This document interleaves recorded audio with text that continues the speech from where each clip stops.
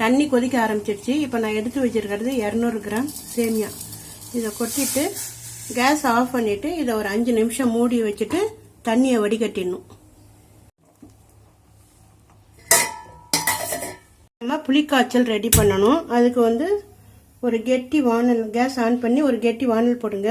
வானல் சூடான பிறகு ஒரு 4 ஸ்பூன் நல்லெண்ணெய் விடணும். இப்போ எண்ணெய் காஞ்சிடுச்சு. ஒரு 1/4 ஸ்பூன் கடுகு போடுங்க. கடுகு வெடிக்கட்டும்.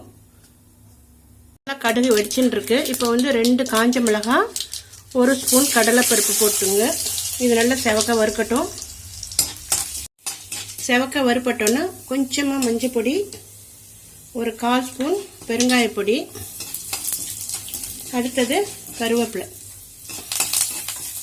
இப்போ நம்ம ஒரு சின்ன நெல்லிக்காய் அளவு புளியை கரைச்சி, இதில் கெட்டியாக இருக்கணும். புளி தண்ணியாக இருக்கக்கூடாது. இதில் புளிக்காய்ச்சல் கெட்டியாகிடுச்சு. இப்போ கேஸ் ஆஃப் பண்ணிடணும். இப்போ சேமியா நம்ம வெந்நீரில் போட்டதில் நல்லா வெந்துடுச்சு. தண்ணியை வடிகட்டி சுத்தமாக தண்ணி இல்லாமல் உதிரி உதிரியாக வச்சுருக்கணும். இப்போ இதில் போட்ட உப்பு பத்தாது. அதனால் நம்ம இந்த புளிக்காய்ச்சலில் ஒரு 1/4 ஸ்பூன் உப்பு சேர்த்துக்கலாம்.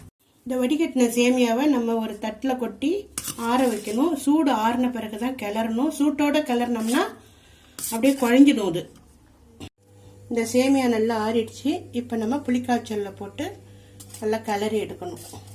அவ்வளவு சுவையான புளி சேமியா தயார் பண்ணிட்டோம்.